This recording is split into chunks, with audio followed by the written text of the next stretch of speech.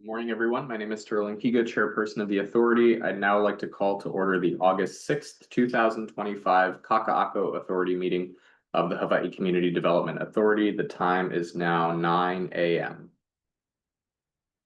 In accordance with section 92-3.7 Hawaii Revised Statutes, the Hawaii Community Development Authority is holding today's Kakaako board meeting virtually on Zoom.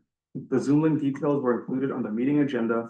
Therefore, members of the public are welcome to join us on Zoom and also at our physical meeting site at the American Brewery Building, 547 King Street, second floor boardroom, Honolulu, Hawaii 96813. The HCDA communications staff is hosting this meeting. Once this meeting begins, everyone will be muted for clear audio. Board members, if you have any questions or comments, please unmute yourselves to speak. It is important that all individuals clearly state their name, pseudonym, or other identifier name each time prior to speaking. If you wish to provide oral testimony and you are attending virtually, please indicate so by clicking the raise hand button found on your Zoom screen. If you're attending in person, you'll be called to the front of the room in the order that you signed up. All testimony will be limited to a maximum of 3 minutes. Your testimony must be related to an item on the agenda. Before your testimony, we ask that you identify yourself and spell your name for the record. When 1 minute is remaining, 1 minute remains will be called out. When 30 seconds is remaining, 30 seconds remaining will be called out. When the time has elapsed, time will be called out, after which you will have 30 seconds to conclude your testimony, and then your audio will be turned off. If you're attending in person, the presiding officer will call the next testifier. Keep in mind that this is an opportunity to share your thoughts with us. If you ask questions during your testimony, neither the board nor the staff is required to provide an answer. If the authority's connection for the remote meeting is lost, the meeting will be recessed until the connection is restored. If the connection cannot be restored within 30 minutes, the meeting will be terminated and the authority will continue the meeting at another notice date. Thank you. Thank you. HCDA board members, please remain visible and audible during the meeting. Also, please acknowledge you are present by either saying here or present. Let the record reflect that the following members are present. Vice Chair Ishii. Here. Thank you. Secretary Lidstone is excused, but she'll be joining us shortly. Member Miranda Johnson. Here. Thank you. Member Nasir. Here. Thank you. Member Evans. Here. Thank you. Member Streitz is excused, and Member China. Here. Thank you. And Member Sakota.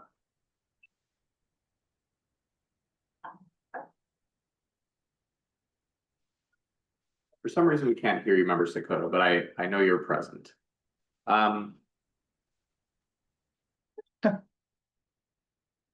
Member Kabibi, we're doing the Kakaako and Kalailoa meetings this month, so we don't have a at-large meeting. So you're all good.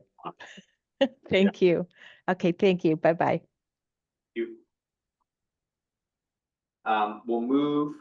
So for today's meeting, board members will have an opportunity to ask questions or provide comments after an agenda item has been presented. Individuals from the public who have requested to provide verbal public testimony on a specific agenda item are on standby and will be permitted to provide their testimony respectively.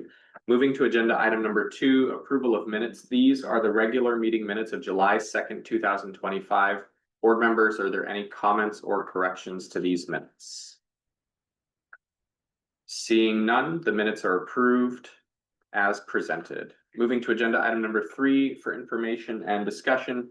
This is an update from HCDA staff on performance metrics for the Honuakaha Senior Rental Housing Project located at 545 Queen Street, Honolulu, Hawaii 96813, and further described by Oahu Tax Map Key number 2-1-031021. Mr. Garrett Sasaki, Chief Financial Officer, will now present the staff report. Morning, Chair, board members. The staff reports included in tab 2 in your packet. Just going through the numbers listed. There's income and expenses for the past quarter. Income is low. We are checking with the property management company to see why. It seems like it's more of an accounting error rather than a drop in collections. But we're trying to verify that. We'll clarify it during the next update. Expenses were relatively consistent, from the quarter to the budgeted amount. But I think we're okay there. Tenant receivable, it's a pretty high balance, 201,000. The breakdown, it's due to various situations. There are about 8 tenants that are going through a legal proceeding for non-payment and potential eviction. There's about 5 or 6 that just have irregular payments, and we're trying to work out a more consistent payment schedule. And 10 of them have to do with their subsidy and not receiving that payments. We're following up on those. The occupancy stats, 126 units are occupied. The 24 that are not, about 9 are rent ready, close to being rent ready. So we're trying to get those filled as soon as possible. The 15 that need rehab, it kind of overlaps with the update in the ED report, but we have procured and contracted and started work with a contractor to basically rehab the entire unit, 100% of the unit, flooring, appliances, walls, everything. For those 15. The timeline is about a year. It's phased by 3 to 4 units every few months to get through that schedule. And the other key objectives, we're keeping an eye out for Section 8 openings to get tenants enrolled if they're eligible. 2024 audit, it did get delayed. We're hoping to wrap it up by this month. And the next step after that is completing the tax return. In the discussion portion, there is some notes about what we're following up on and how we're working with a property management company to improve the financial and operational performance of the project. Thank you. Thank you. Members, comments or questions for Mr. Sasaki? Yes, Member Evans, please. You mentioned subsidies for some of the tenants. Are you talking about Section 8, or are there other subsidies that they can qualify for? We're focusing on Section 8. Some of the tenants do have some kind of just voucher or subsidy from a nonprofit, or that they just have with them. Mm-hmm. Would that be like Catholic Charities? Yes. And would that be one that could be coming to an end because it was appropriated during COVID, or? I'm not aware of any COVID related subsidy. It's mostly Catholic Charities or some other organization. Okay, I know that both the state and the city provided hired Catholic Charities as a vendor to distribute subsidies, housing subsidies during COVID, but maybe that's a different program. Okay. A lot of those tenants were receiving that subsidy prior to COVID. Okay. And it's not a nominal amount, but it's a lower amount. Mm-hmm. From what I recall, it's a few $100s, not the Section 8 type of subsidy. Can I follow up? Please. For those that are facing eviction for non-payment, is there a social services component that will perhaps help them find fully subsidized housing or assisted living or care homes that they can move to? The short answer is no. Okay. Honoakaha is just a regular rental Mm-hmm. project. It's not a supportive housing. It's not Mhm. assisted living. Mm-hmm. So the steps we go through is just a standard eviction. Chair. So it occurs to me that because this is an elderly housing project, that as people grow older, their ability to manage their financial situation can deteriorate, Yes. and it maybe in the future some consideration for how to manage some of the transitions that elderly people go through, that could lead to non-payment and eviction, but knowing that that's something we can anticipate for some portion of our tenants. Yes, just to add, to answer that, there are some steps being taken. The property manager, not just eviction, but when a tenant is having a hard time living on their own, they try to contact next of kin, family, that type of thing. If someone's moving out, there are phone calls to different organizations. It's just not like a pipeline that's established through, written relationships. Right, thank you, Chair. Thank you. Thank you, Member Evans. Member Sheedy, Vice Chair. Thank you, Chair. My question is, on this particular property, my understanding is there's a timeline that's going to be ending on our partnership with First Hawaiian Bank. When is that due to expire? The end of next year. So what are the steps or what are our plans? I mean, end of next year is going to come up relatively quickly. So are we going to have meetings and discussions on what we're going to be doing with the property once that partnership is no longer in place? Yes, we will. Okay.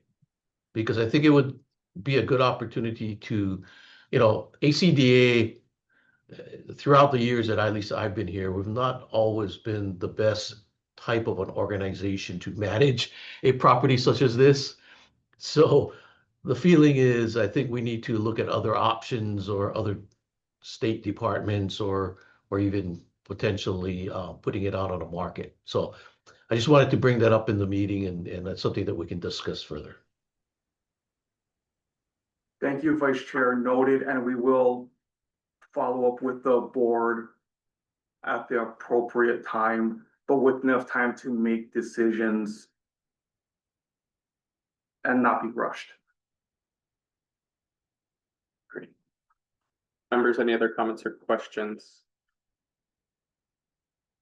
Garrett, I have a sort of comment question. The question component of it is, does MDI provide monthly breakdowns of these performance metrics, or are they only reporting on a quarterly basis? They're monthly financial packages that we receive. Okay, I'm more than slightly alarmed at the variance, and it's just because assuming full lease up, so the 9 rent ready and 15 rehab units going online, that's like a 20% increase in units. And I am aware that the rent of those will be higher than many of the existing rented units. But even assuming that higher rent rate, that doesn't get us to the expected income for the project. So if you could follow up with MDI to figure out what that discrepancy is, by my calculations, even if we fully leased up, there's still a $200,000 shortfall every quarter, which is not something I think the agency should be in the business of subsidizing. So if you can follow up with MDI, and I would prefer that that follow-up be shared with the board prior to the next board meeting, as soon as the information is made available, because that's a pretty significant departure from expected revenue. So that's my request. Okay, you can do that. Thank you. Board members, any other comments or questions?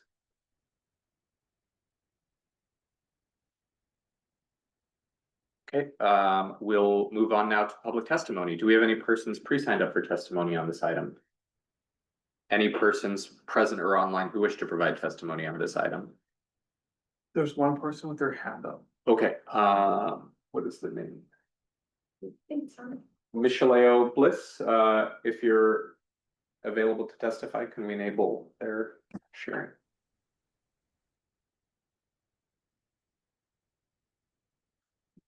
I can see him toggling the mute on and off.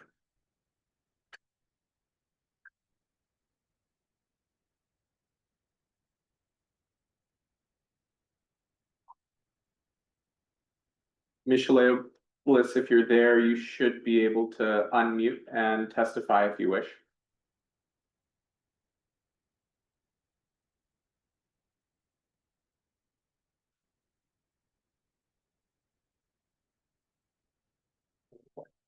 Seconds.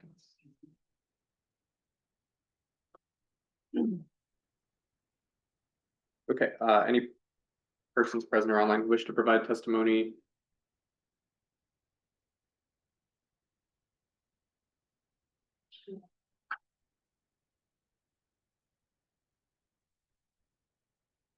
One last try for Micheleo. If you can, Micheleo, if you just hit the unmute button on your Zoom, you should be able to, there you go. Okay, I live in the area and I'm not even sure exactly where this building is, but there's so many people that want to live in the area. It doesn't make sense to have um, any occupancy issues. I mean, it should be 100% all the time. So I guess that's just a comment I want to make. It seems as if the marketing or the management isn't up to par, and that should be looked into. So I appreciate someone saying a $200,000 loss every quarter is not acceptable, and I can appreciate that. That isn't acceptable. So that's just a comment. Thank you. Thank you for your testimony. Members, any questions or anyone else wishing to testify? Members, any questions or comments? Seeing none, we'll move to our final agenda item, number 4. This is the report of the executive director, the monthly report and other status reports, including approved permit applications that did not require HRS 206E-5.6 public hearings. Mr. Garrett Sasaki, Chief Financial Officer, will now present the executive director's monthly report on behalf of Executive Director Craig Nakamoto.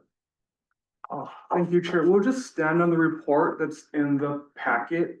If you have any questions, we have all of our managers on standby to answer them.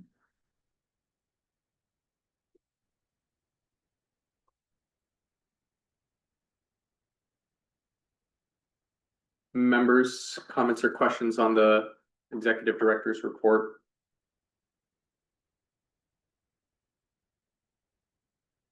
Just want to make a comment. Thank the team that's managing Kolawalo Park. Great to see dogs running around in the park again. So thank you for the work that it took to get that back up and operational. The dogs, thank you as well. Members, any other comments or questions? Seeing none, we will move to public testimony. Any persons pre-signed up for testimony, any present or online wishing to provide testimony? Seeing none, we'll close public testimony. Members, any questions or comments before we move to adjourn this meeting? Seeing none, we'll move to adjourn the meeting. Thank you to those who joined us on Zoom or in person. This concludes our business for today. The meeting is adjourned. The time is 9:19 a.m. We'll reconvene in 11 minutes for the Kalailoa meeting. Thank you, board members. And thank you, Kakaako folks.